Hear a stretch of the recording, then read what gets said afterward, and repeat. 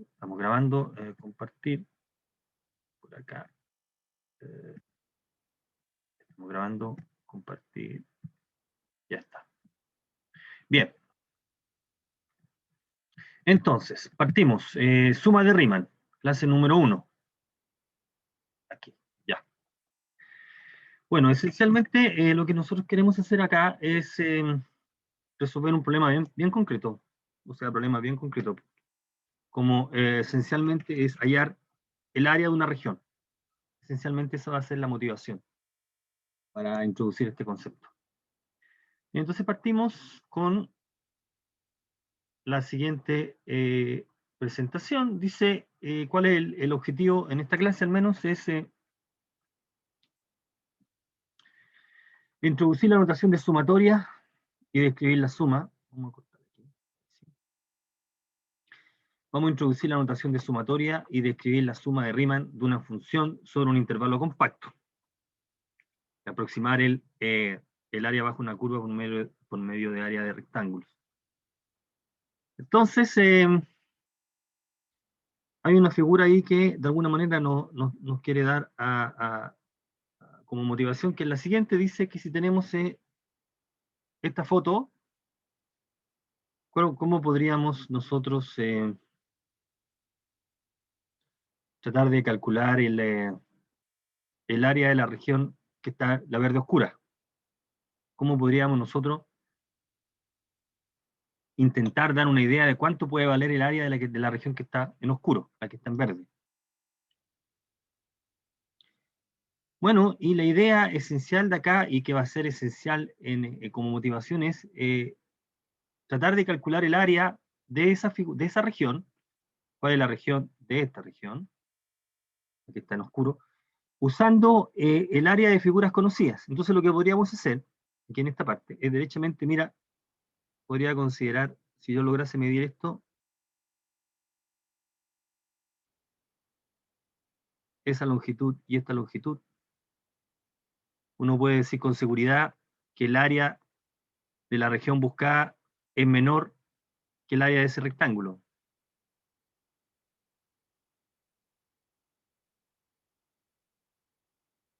¿Sí? El área de la región que estamos en verde es menor que el área de ese rectángulo, ¿correcto? Así que podríamos decir que si esta tiene área A, entonces A es menor que el área del rectángulo.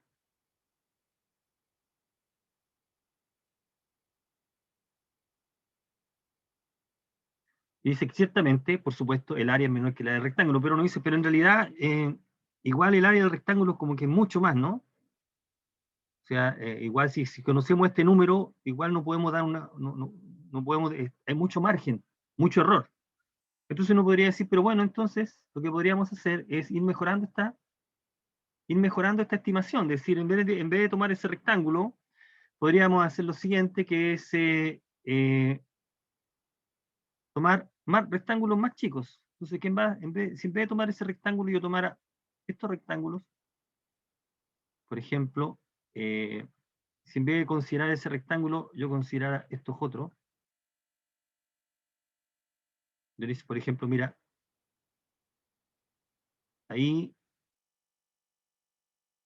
después, por ejemplo, podría considerar este, y considerar este, por ejemplo.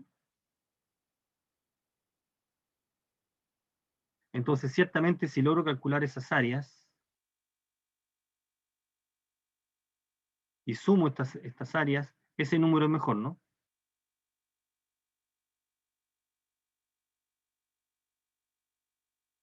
¿Ok? Porque hay menos, esa región que hemos achurado en color rojo se ajusta mejor a la que está en verde oscuro, ¿no? Que la anterior. Pero sin embargo, uno dice todavía, ese número es mejor que el anterior, es una buena estimación, pero alguien se pone más ambicioso y dice, bueno, pero es que en realidad yo podría tomar rectángulos que ajusten cada vez más el área. Entonces uno podría decir, pero en realidad, en vez de tomar esa, yo podría decir, fíjate que toda esta parte sobra, esta parte está sobrando ahí, y esa parte no está en la región que está en verde, así que uno podría decir, bueno, ¿y qué pasa si tomo un rectángulo, uno más chiquitito, por ejemplo ahí, y decir uno como este, por ejemplo, ahí, ¿qué pasa si tomo ahora este que está en gris y tomo ese? Y entonces pinto ahí y digo, mira, voy a calcularlo usando esta figura. Entonces ahora ya no estoy considerando esta parte. Y aquí yo puedo tomar ese rectángulo, ahí, mira, por ejemplo ese, y ya no estoy considerando esta parte.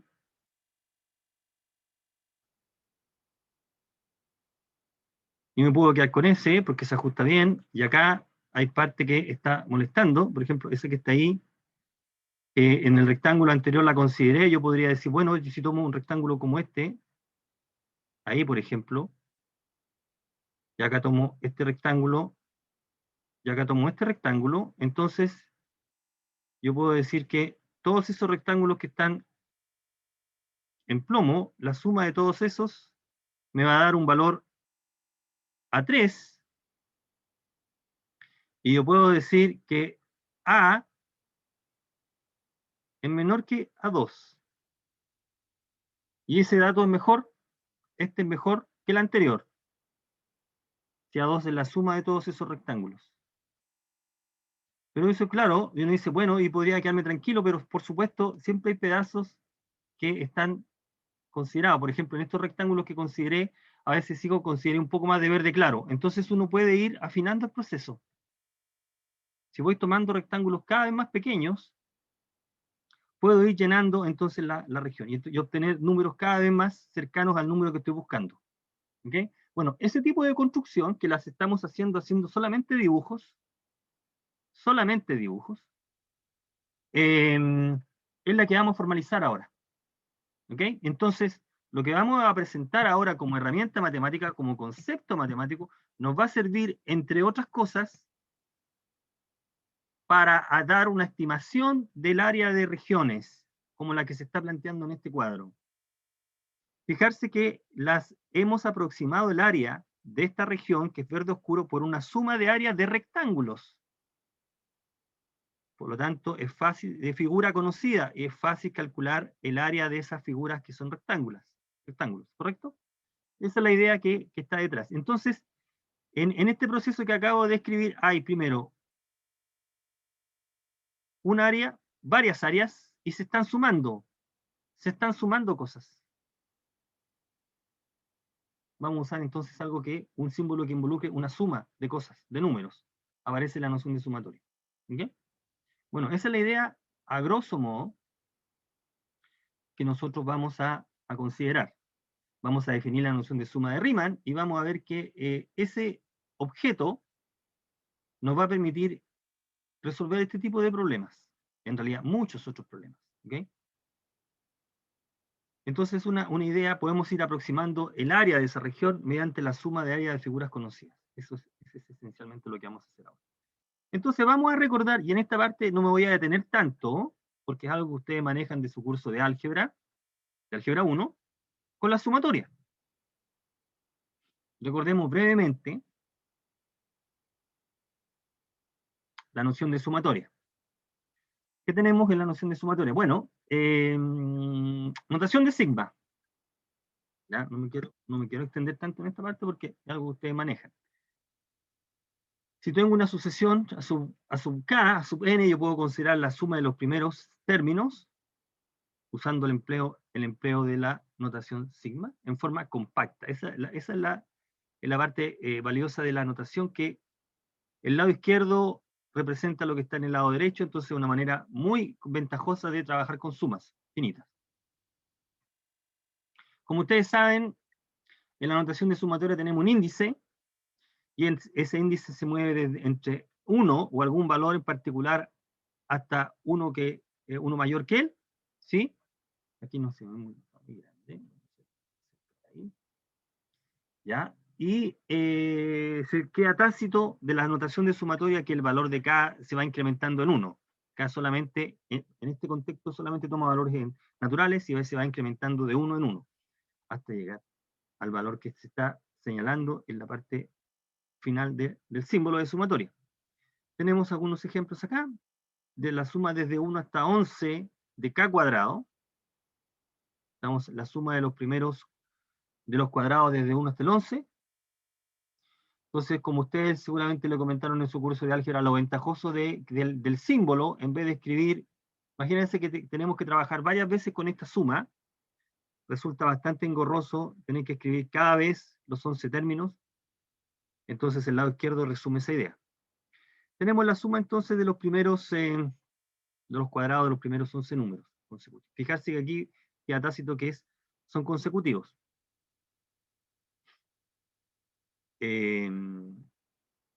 La suma desde 1 hasta 100 de alguna expresión que depende de i es esa suma que está ahí. ¿Cuáles son las propiedades algebraicas? Las propiedades que usted conoce. ¿Cómo opera la sumatoria? La sumatoria, si lo que está dentro es a su vez una suma, las sumas se separan, las sumatorias se separan, y lo que está dentro es una diferencia, se separa. Aquí esencialmente la regla 1 y 2 respeta el signo. Respeta el signo que aparece dentro de la sumatoria. Si cada término de la sumatoria está multiplicado por un mismo número, entonces podemos factorizar. Esto es factorizar nomás. Factorización. No hay mucho que decir aquí. Y si estamos sumando n veces un mismo número, una misma constante, entonces queda n por c. C es cualquier constante. ¿Okay? Estas son consecuencias de la definición, no se pueden mostrar de manera bastante eficiente. Un detalle adicional es que uno puede representar una suma de varias maneras, ajustando los índices donde uno quiere comenzar. Fíjate que aquí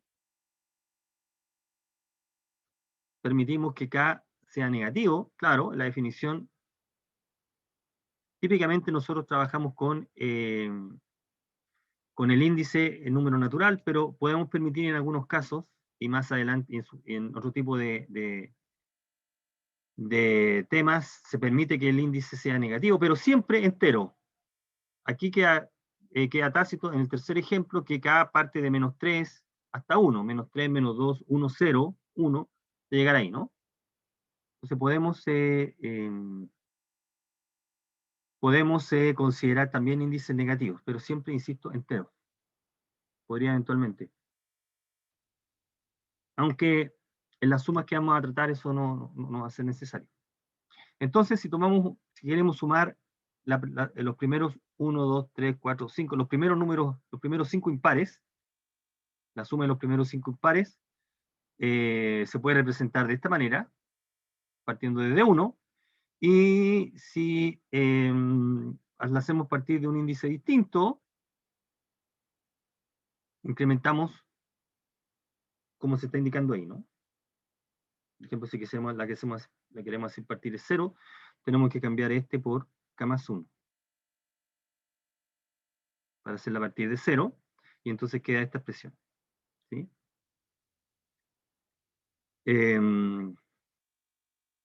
Y aquí tenemos que sumarle 1 a este que está acá.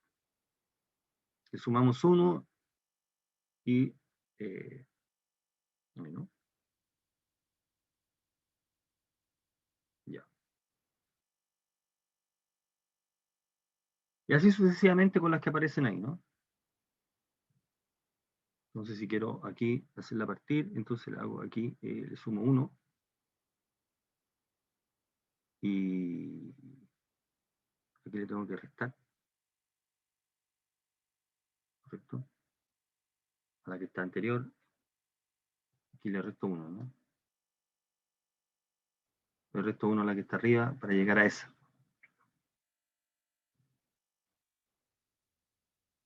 Y aquí entonces si le que hacemos en menos 3, le pongo menos 4 y le sumo 4 y llego a la que está arriba. Aquí ahí le sumo 4, ¿no? Siempre estoy tomando, si uno trabaja con esta, que sería como la natural, haciendo a partir de 1, uno va jugando con los índices, sumando y restando convenientemente para hacer calzar los términos. En cada uno de los casos siempre está sumando la misma cantidad de números. Aparte, parte de algún número y termina en otro y se modifica adecuadamente la expresión del término. Entonces es interesante esto, porque si uno tiene sumandos que parten de distintos valores, uno puede ajustarlos todos y hacerlos partir desde un solo número, ajustando los índices. Porque, no me quiero extender tanto en esto, porque todas estas propiedades de suma, todas las propiedades que hemos comentado acá, al menos la de la suma y diferencia, uno puede juntar todas estas expresiones cuando, como usted ya lo maneja, cuando se parte del mismo término y se termina el mismo término. Entonces, si alguno de los sumandos, si nosotros queremos aplicar la regla de esta manera, juntar dos sumas en una, tenemos que tener presente eso al momento de juntar, ¿no? Tenemos que tener los mismos, parten desde el mismo número y terminan en el mismo número, y ahí podemos juntar. Eso es toda la precaución que hay que tener para poder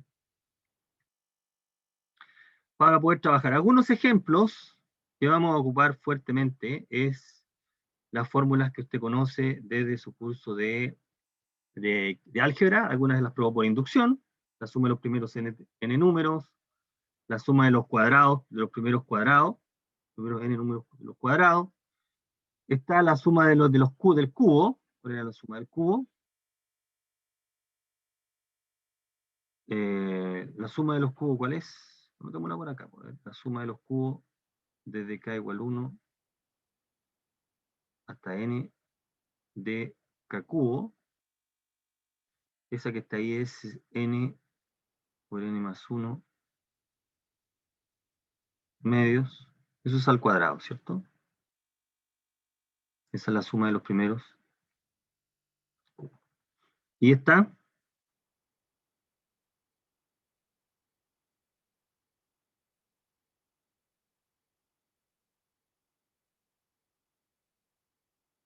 ¿cuánto vale esa?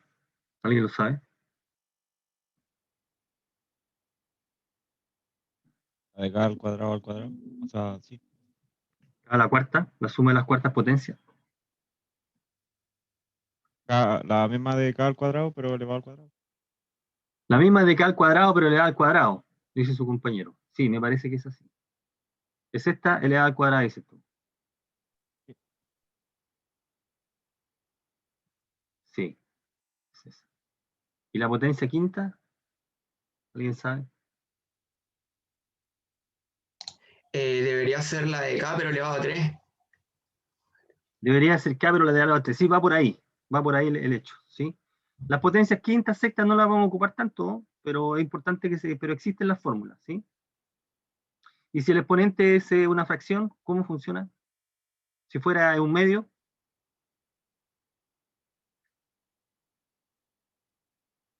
si en vez de 2 o 4 fuera un medio, o 3 medios, no, esas no hay. O sea, es bastante complicado. Sí las hay, pero es bastante complicado. Entonces, para exponente decente, 0, 1, 2 o 3 o 4, eventualmente podemos decir algo, ¿no?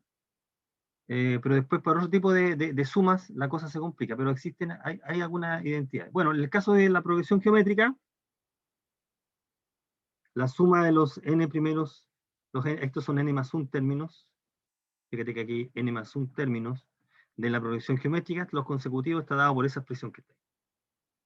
Bueno, entonces tenemos la sumatoria, pero ¿por qué estamos estudiando la sumatoria? Volvamos al ejemplo original, quiero ser insistente en esto. Mi problema es, calcúleme el área de la región que estaba en verde, y lo que decimos nosotros, bueno, empezamos a dar estimaciones. Lo que estamos diciendo es que el valor del área no debería pasar de tal número. Por supuesto, mira, en este mismo dibujo, voy a colocar con otro color, por acá, a ver, con rojo, mira. En este mismo dibujo uno podría tomar este triángulo, este rectángulo, ahí, que está enteramente contenido en la región que está en verde, oscuro, que estoy calculando, y poder decir, si a este le llamo B, uno puede decir con absoluta seguridad que el valor que estoy buscando es un número que está entre A, B y A2. Así estamos dando una estimación. Entonces podemos decir que más o menos el área de la región buscada es un número que está atrapado entre esos dos. A mí me gustaría, ¿habrá una manera de encontrarlo exactamente ese valor? Bueno, esa es una de las cosas que vamos a ver en este curso. Pero si no tenemos ningún tipo de herramienta, podemos dar una estimación, una idea de cuánto debería valer. Y la estrategia que hemos utilizado acá es bastante simple y efectiva. Y esto es lo que nosotros estamos formalizando. Vamos a formalizar esta idea de sumar cosas. Es por eso que estamos recordando la notación de sumatorio y las propiedades de sumatorio. Bien, entonces tenemos la suma notable y ahora vamos a entrar a este objeto, el que me interesa. Partición. Vamos a trabajar con las particiones. ¿Qué es lo que es una partición? Aquí está la definición. Una partición, vamos a tomar el intervalo A como B, donde A es menor que B. Bueno, recuerda que el intervalo B, ahí dice por qué, porque todos los elementos que están acá son todos los X que están atrapados entre A y B, ¿no? Así que por definición el A es menor o igual que B. Pero a mí me interesa que A sea menor que B para que haya algo entre medio, ¿no? Porque la podría ser B, y entonces el intervalo de extremos cerrados se reduce solamente a un número. Y este caso no me interesa. Entonces vamos a tomar A menor que B, ¿ya? Entonces tenemos un intervalo cerrado propiamente tal, y lo que vamos a hacer es escoger entre A y B,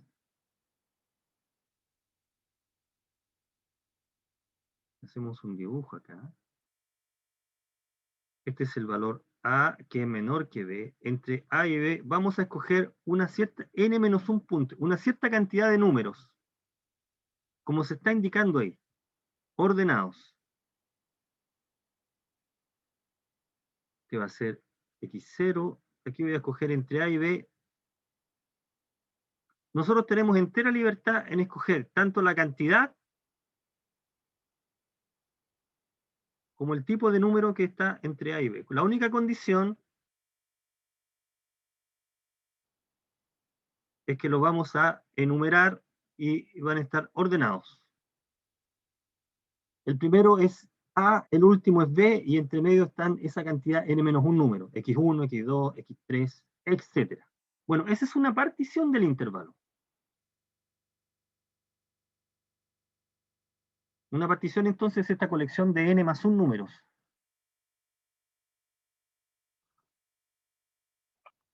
¿Correcto? Es como si tomas un alambre y lo divides en una cierta cantidad de pedazos. Entonces, la partición o esta elección de número descompone el intervalo en pedazos, que son a su vez intervalos, que son los que aparecen ahí. Entonces, nuestra descomposición lo que nos está haciendo es esto. A ver si puedo pinchar con... No, ahí. Con rojo. Entonces nosotros tenemos esto que se llaman subintervalos. Son intervalos ahí. Ahí. Estos son intervalos, ¿correcto? Tengo n intervalos. Entonces es como si tomáramos un alambre y lo partiéramos en pedacitos.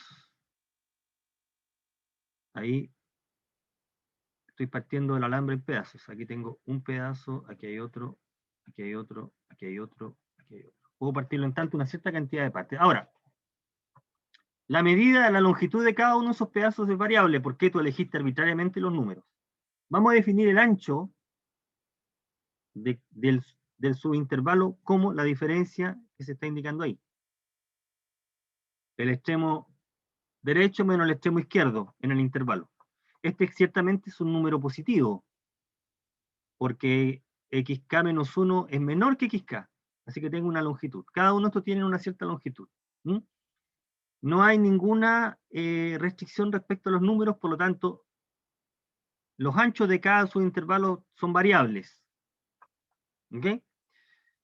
Nosotros nos vamos a detenernos en aquel intervalo que tenga el mayor ancho. el mayor, el intervalo más grande, el subintervalo más grande. Ese ancho se va a llamar la norma. La norma de P entonces es el mayor de estos anchos. Entonces nosotros podemos tener una infinidad de posibilidades, tanto en número, en cantidad de número o en cantidad de subintervalos que podemos considerar. Entonces, si tomo el intervalo AB, yo puedo descomponer, aquí queda descompuesto en 3 pedazos. ¿Sí? Vamos a ver los ejemplos de la lámina que sí, ahí está. Pero puedo también descomponer el mismo intervalo AB, también en 3 pedazos. Aquí estoy diciendo que n igual 3, ¿ok? 3 pedazos. Puedo descomponer el intervalo AB en 3 pedazos. Ahí también tengo el mismo en 3 pedazos. También n es 3. ¿Sí? Tengo infinidad de maneras de partir el intervalo con una misma cantidad, en una misma cantidad de partes. Y en partes distintas también. ¿Okay? Y nosotros vamos a destacar una. Hay una que se destaca, que es la natural, que es cuando tú descompones el intervalo en una cierta cantidad de pedazos iguales. Esta longitud es la misma que esta y es la misma que esa. Este es un caso particular. El último caso significa que la partición es X espaciada. X espaciada porque los puntos están a la misma distancia. Este es un caso particular. De todas las posibles elecciones, una destaca para cálculos, que es el caso X espaciado. En el caso que todos los subintervalos sean del mismo ancho, tal ancho vale esto. Lo que te está diciendo acá es que si toma, si el alambre lo parto en n pedazos, aquí estoy partiendo en n pedazos iguales, el intervalo, ¿correcto? En tal caso, y esto lo estoy destacando en este color acá, si nosotros consideramos una partición de n en n pedazos, en n partes, o una partición con n elementos, y todos están equiespaciados, los elementos deben tener esta forma. Así deben ser todos. El intervalo es AB. Entonces, el ancho es B menos A sobre N. El N es un número fijo. Vas a partir en esa cantidad de partes, en esta fijo. El ancho es B menos A sobre N. Y los puntos están ubicados de esa manera. Todos estos números, todos XK, fíjate que X0 es A en esta fórmula y XN es B. ¿Ok? Recordad que si estos números, de esta fórmula, ¿de dónde sale? Bueno, si los números están a la misma distancia, esta partición, como alguien ya se dio cuenta, los números es una progresión aritmética. Lo que estamos haciendo, que esta fórmula, ¿qué es lo que está reflejando? Es la siguiente situación. Intercale n menos 1 números entre A y B en progresión aritmética. Entre A y B dijimos que hay n menos 1 números.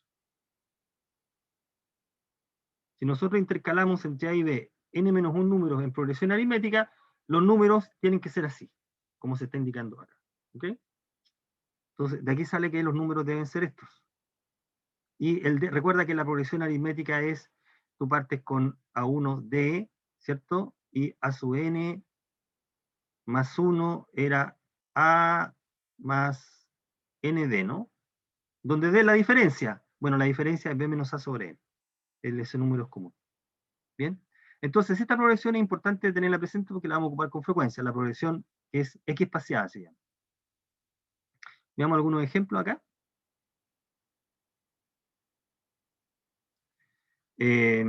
Ejemplos.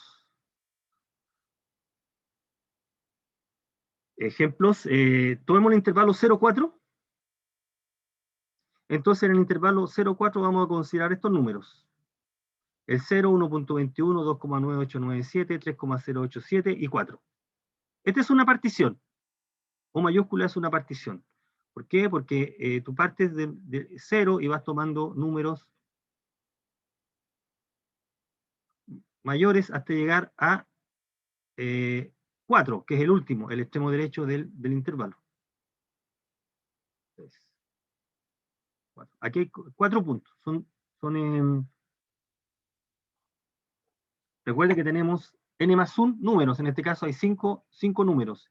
Y hay 3 entre 0 y 4, que son los que están ahí. Esta es una partición de 0,4. Otra partición de 0,4 sería esta. 0, 1, 2, 3, 4. ¿Okay? Esta también tiene 5 elementos. ¿Ok? 4. Esta es otra partición. Una tercera partición del intervalo 0,4 es la que se está señalando ahí. 0, 1 medio, 1, 3 medios, 2, 5 medios, 3, 7 medios, 4. Esta tiene 1, 2, 3, 4, 5, 6, 7, aquí, ¿no? Este es 8. Esta tiene 9 elementos. X0, X8 es 4. ¿Sí? Entonces, si nosotros calculamos la norma de cada una de las particiones, vamos a obtener los números que se están indicando ahí. ¿Cuál es la norma de la partición O? Bueno, lo que hacemos es determinar cada uno de los subintervalos. Fíjate que los subintervalos están dados por X0, X1, X1, X2, X3, X2, X3, X3, X4. Hay 4 subintervalos. Esos son los extremos. Calculamos los anchos, que son la diferencia. Delta X1 correspondiente al primer intervalo, delta X2, delta X3 y delta X4. Y el mayor de los números es este, y por lo tanto la norma es ese. La norma de ese intervalo vale 1.797. Respecto a las particiones P y Q, fijarse que la partición P, que es 0, 1, 2, 3, 4, determina estos subintervalos, los que estamos indicando ahí. Cada uno de estos tiene el mismo ancho, que es 1, como es fácil con darse cuenta. Por lo tanto, la partición vale 1. De hecho, observe que esta es una partición X-espaciada.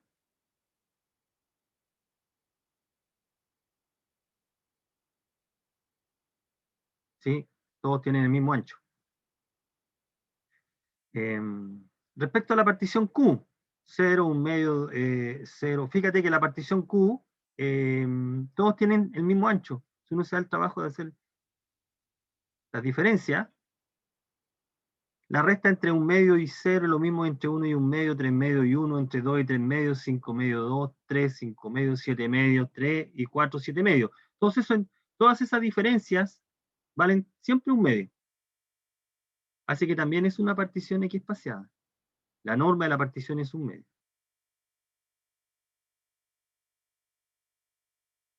¿Ok? Es 1 medio. Así que estas dos particiones son X-espaciadas y la primera O no lo es. Entonces uno tiene una enorme variedad de, simplemente tomando una cierta cantidad fija de puntos, de escoger particiones, de descomponer el intervalo. Entonces, con esta idea de partición, vamos a entrar a definir lo que entendemos por suma de Riemann. ¿Qué es lo que es la suma de Riemann? Vamos a considerar una función. Consideremos una función, mandarlo con el rojo aquí. Vamos a tomar una función que está definida de un intervalo a, b a r. Aquí tenemos una función, está definida el intervalo a, b a r, ¿sí? Y vamos a tomar esa función, vamos a tomar sin ninguna propiedad adicional, ni continua ni nada, es una función cualquiera. Vamos a considerar una partición del intervalo a, b, parte del intervalo a, b en una cierta cantidad de pedazos. ¿Ok? Y después vamos a considerar la siguiente suma. En cada uno de los subintervalos escogimos un punto arbitrario. cualquier punto, C sub k. C sub k, que es un número que está entre xk menos 1 y xk. Puede ser xk menos 1, puede ser xk, puede estar entre medio, no importa, es arbitraria la elección. Y lo que vamos a hacer es formar este producto.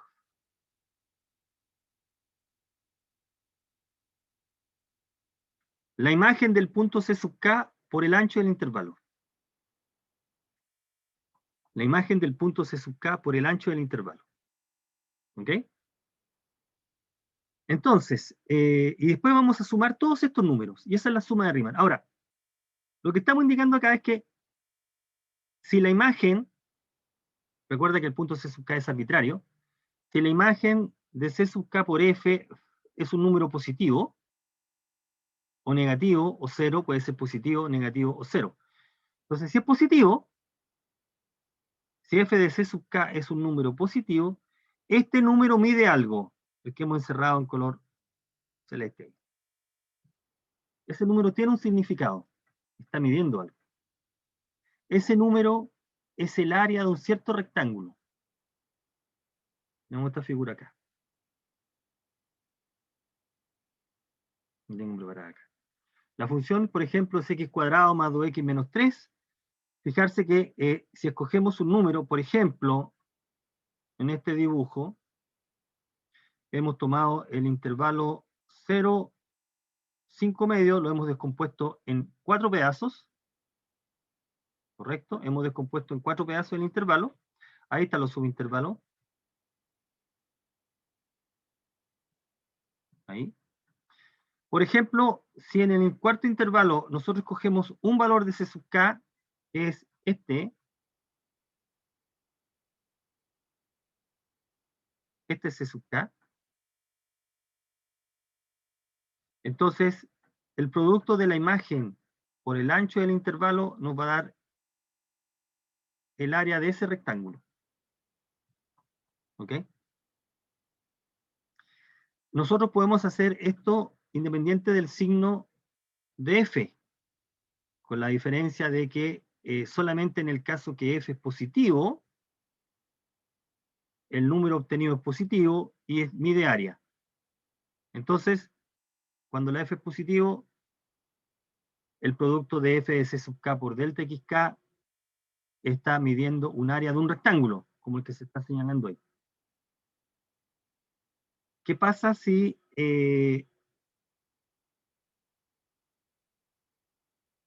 número es negativo? Bueno, si nosotros tenemos número negativo, también estamos considerando un rectángulo, pero ese rectángulo queda bajo el eje. En el ejemplo, por ejemplo, si tomamos el intervalo, el primer subintervalo, ¿sí? Si tomamos el primer subintervalo y escogemos acá este C sub k, la imagen de 0 es menos 3. Entonces formamos el número F de 0 por delta x1, que sería la longitud de ese intervalo, delta x1. Y ese es un número negativo en este caso. En ese caso, lo que nosotros tenemos, podríamos llamar en este caso, aunque no es correcto decirlo, como un área negativa. El área es siempre un número positivo. Podríamos interpretarlo de manera no precisa, como que fuera un área negativa. Pero en realidad, formalmente lo que sí en realidad tenemos es que el área de ese rectángulo, el que está dibujado acá abajo, es este número, que es positivo. ¿Ok? Entonces lo que nosotros tenemos es rectángulos. Lo que estamos formando, ya sea, y lo que tiene que quedar claro, ya sea si la imagen del punto C sub k escogido en cada subintervalo es positiva o negativa, lo que tú estás formando son rectángulos. Algunos van a estar sobre el eje X, algunos van a estar bajo el eje X. Puede que para alguna función todos estén bajo el eje X, o puede que para una función todos estén sobre el eje X. Lo que vas a estar formando siempre rectángulos, con la única diferencia que en el caso de aquellos rectángulos que están sobre el eje X, ese producto es justamente el área. Y los que están bajo el eje X, su área es este número. ¿Ok? Nos interesa entonces sumar todos esos números. Y todos estos números nos entregan lo que se llamamos la suma de Riemann. Entonces ya empezamos a sospechar, a la luz del ejemplo original, que si la función es positiva, o sea, si la gráfica de la función está sobre el intervalo, sobre el eje X, estos rectángulos, la suma de estos números nos van a dar una suma de áreas. Y de alguna manera, considerar esa suma nos va a permitir responder esta pregunta, la original, si tuviéramos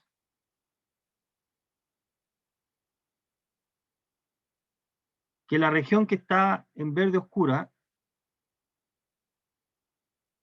que la voy a dibujar ahí, si nosotros supiéramos que ese contorno que pintaba en rojo fuera la gráfica de alguna función, ahí, entonces este tratamiento que hicimos en gris, esencialmente es tomar el intervalo entre algún valor, no sé, y hacer este cálculo.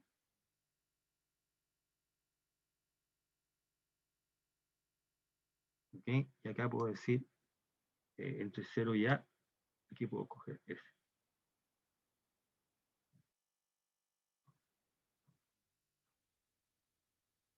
Entonces, si supiéramos que el contorno de la región que está en verde oscura fuera la gráfica de una función, nosotros, este proceso que hemos hecho de rectángulos, se ajustaría a una suma de Riemann.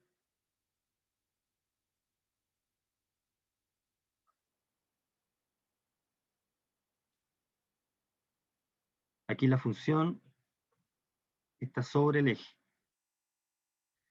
Y en ese caso, esta suma de Riemann está midiendo un área. El área de esos rectángulos. Fíjate que acá esta parte no la hemos considerado. Entonces esa suma es una buena aproximación al área que estamos buscando, el valor que estamos buscando. Pero la definición es general, por eso que la definición es para una función genérica y general, o sea que es positiva o negativa, no importa. Aquí estamos considerando solamente la función. Esta suma, por lo tanto, podría no tener ningún significado geométrico, pero nosotros encontramos significado geométrico cuando la función es positiva. Entonces, una de las aplicaciones de este tipo de suma va a ser al cálculo de áreas. Eso es lo que estamos diciendo.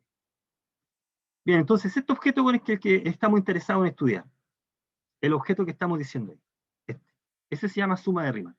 La suma de Riemann de la función en el intervalo respecto de la partición. Y eso entonces nos da la definición.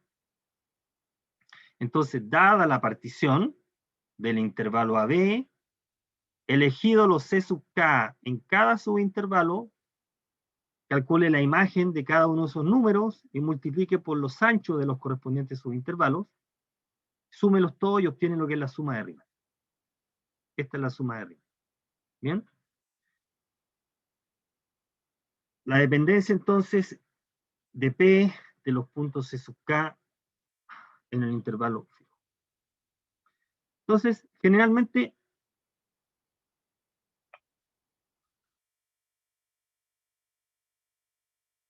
si es X espaciada, si la suma es X espaciada, este número es el mismo para todo K. Los anchos valen lo mismo, así que uno los puede anotar así. Solo en este caso especial. Dice, usualmente, si nosotros tomamos la partición X espaciada, en realidad ese número es una constante y puede salir fuera de la suma también, ¿no? Si es una constante por propiedades sumatorias. Bueno, entonces, a la luz de la motivación de la introducción y de la idea establecida ahí, podemos usar, como está indicado en la figura, ¿cuál es el problema? Aterricemos el problema original a la siguiente situación. Supóngase que usted, la región que quiere calcular está limitada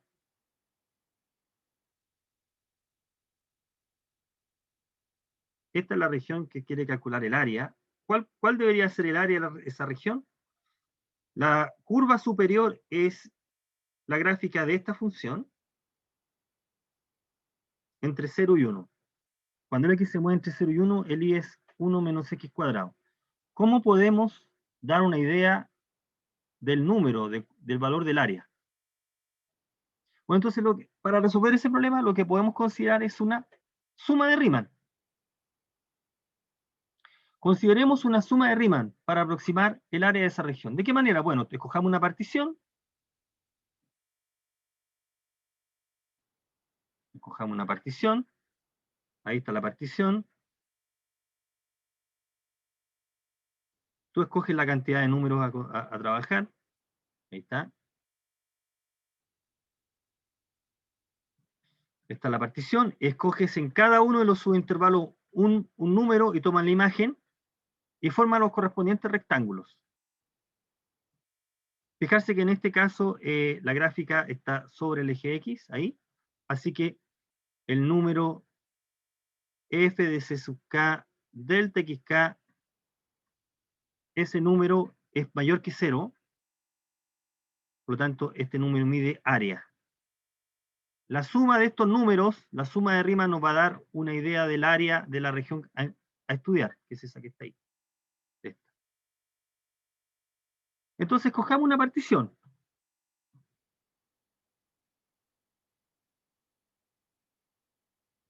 Ya, escojamos una partición de un ancho n.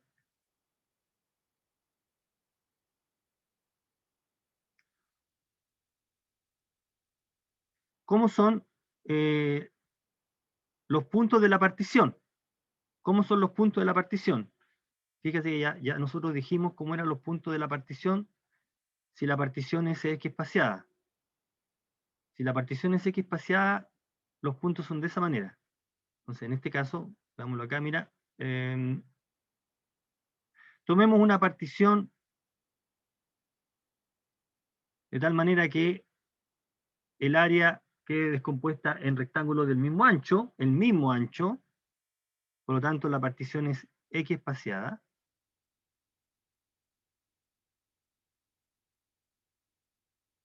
Entonces decimos, la partición X espaciada es de la forma A más B menos A sobre N. Estos son los puntos que están en progresión aritmética. Ahí, en este caso, el A es 0 y el B es 1. Si el A es 0 y el B es 1, ¿cómo queda la expresión acá? ¿Cómo queda la expresión acá? B menos A es 1, porque el A es 1. B menos 1, 1 menos 0 es 1. Así que delta xk es 1 sobre n. Entonces, este es 1 sobre n, y por lo tanto, los xk tienen que ser 0 más 1 sobre n por k. O sea, k partido por n.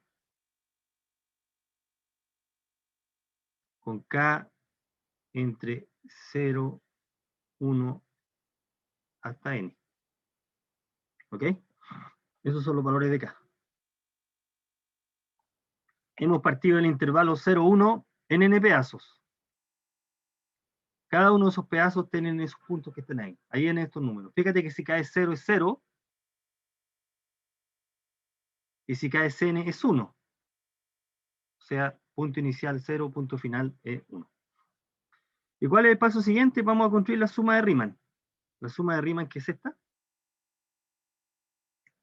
Aquí tenemos que elegir en cada subintervalo un valor. Escoja C sub k, como se está indicando ahí. En cada uno de sus subintervalos el valor.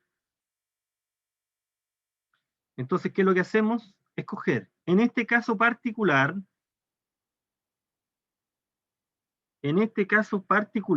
porque uno tiene entera libertad de escoger, vamos a escoger el valor de C sub K. Este es un intervalo genérico. Vamos a escoger aquí el valor que te da la menor imagen. Esa se llama suma inferior. Fíjate que la gráfica es así. Entonces, en este caso, a entera libertad, la gráfica es así, por lo tanto, si yo tengo xk menos 1 y tengo xk, la imagen del xk es más chica que la anterior, porque la función va decreciendo. Entonces vamos a escoger, en este caso, todos los extremos derechos.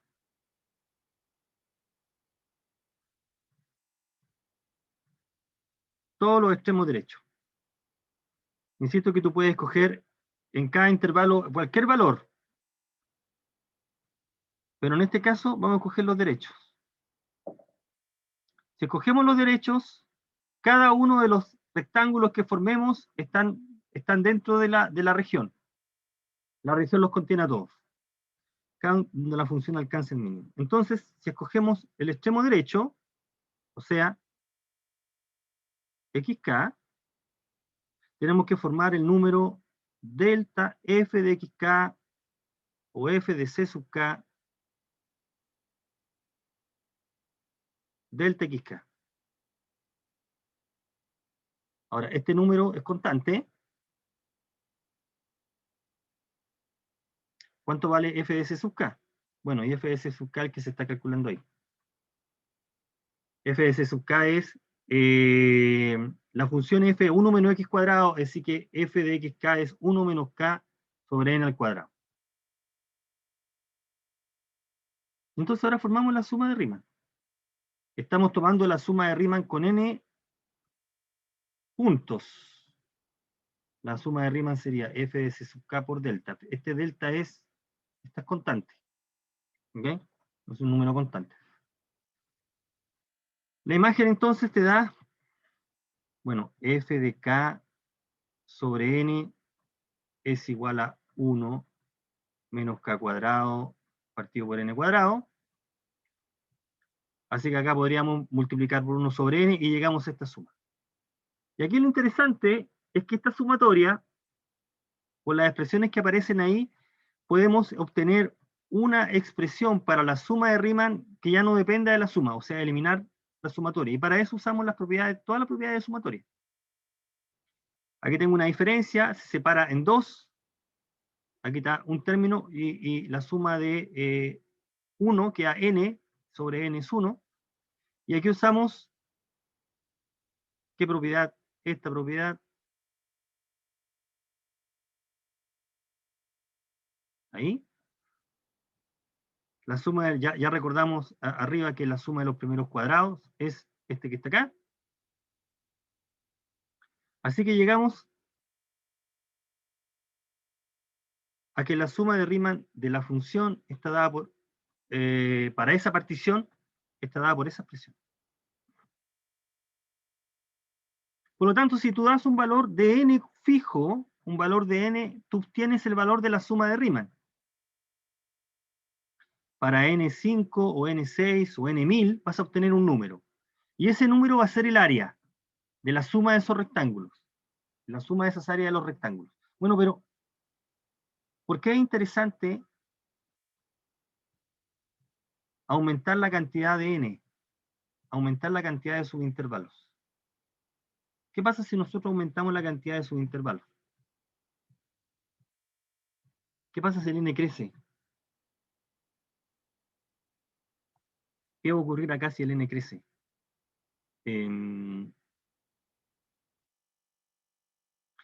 Si n te va al infinito, esta suma tiene un límite, y el límite, como uno puede darse cuenta al calcular, es 2/3.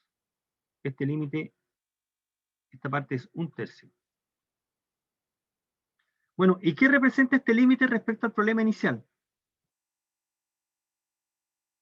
¿Por qué tomamos el límite? Fíjate que la suma de Riemann es un número fijo, pero después lo que hicimos es aumentar la cantidad de puntos del intervalo. ¿Qué es lo que queremos medir? Recuerda que el objetivo inicial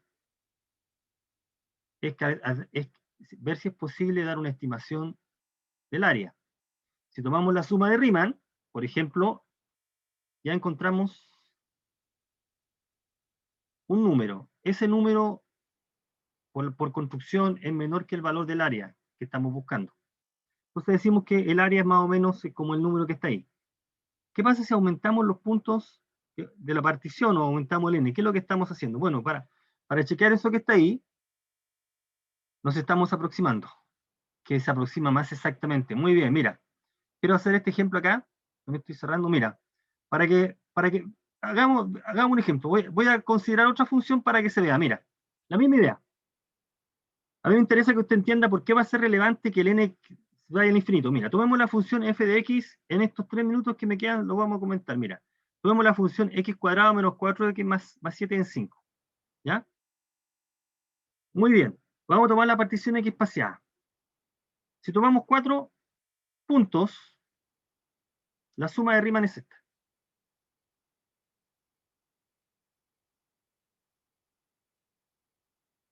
Al considerar como c sub k los extremos izquierdos del intervalo. Fíjate, si tomo los extremos derechos ahora, recuerda que el c sub k es un tipo que vive aquí. Aquí está c sub k, un número que está. Si en cada uno de si todos estos son justo esos, te queda esa suma. Fíjate que la altura está dada por c sub k. Esa es la altura. El extremo izquierdo del intervalo, la imagen del extremo izquierdo del intervalo. Si tomamos el extremo derecho, la misma cantidad de puntos, pero tomamos el extremo derecho, ahí,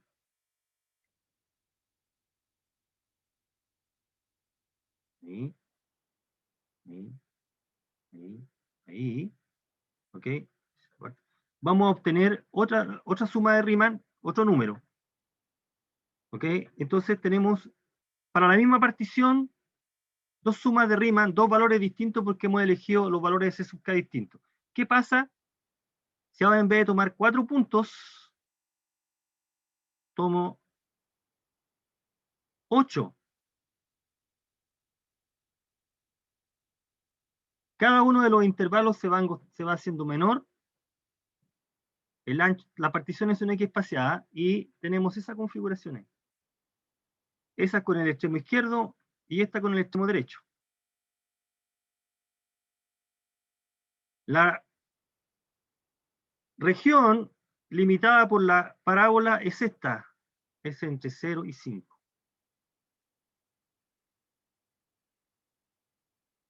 Si nosotros quisiéramos calcular esa área, los números que estamos indicando acá, fíjate que la región es esta. Es la que está atrapada por esas dos líneas y la parábola. Entonces, esa es una aproximación mejor que la anterior. Aumenté el n. ¿Qué pasa si el n lo aumento más? Por ejemplo, si n es 10, esa suma de rectángulos va aproximando al área de la región. Si el n es 12, la figura que está a la derecha, la aproximación es cada vez mejor. Si el n es 18, fíjese que si n es 18, esa suma de Riemann aproxima de mejor manera que las anteriores. Entonces uno esperaría que si el valor de n crece, la suma de Riemann de la función se acerque a algún valor y este justo mida el área.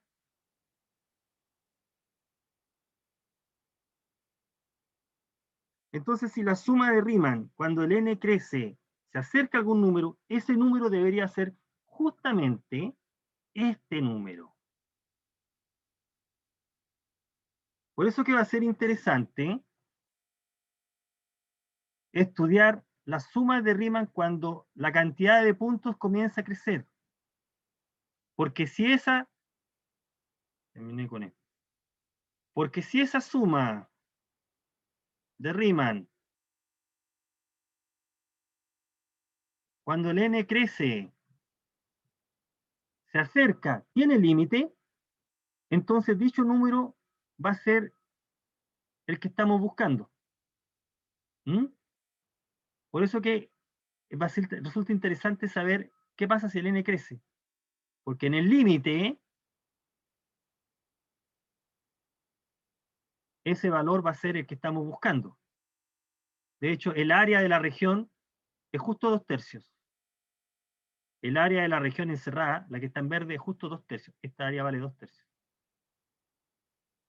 Por eso que es interesante estudiar la suma de Riemann y estudiar el valor, el comportamiento de la suma cuando la variable crece. Cuando la variable crece, cuando el n crece. ¿Okay? Entonces, insisto en esta parte, y me pasé unos 4 minutos, y les pido la disculpa, que la suma de Riemann es un concepto general, que en el caso en que la función es positiva, esta suma mide algo, pero es un concepto general. Bueno, nosotros nos vamos a preocupar de funciones para los cuales la suma de Riemann converge de alguna manera. ¿Mm? Y esas funciones se van a llamar integrables. Entonces el paso siguiente es estudiar qué pasa con el comportamiento de la suma de Riemann. Y eso es lo que vamos a empezar a abordar la próxima clase. ¿Mm? Eso es lo que vamos a abordar la próxima clase. Bueno, jóvenes, me disculpo por haberles quitado este tiempo. Va a ser pausa.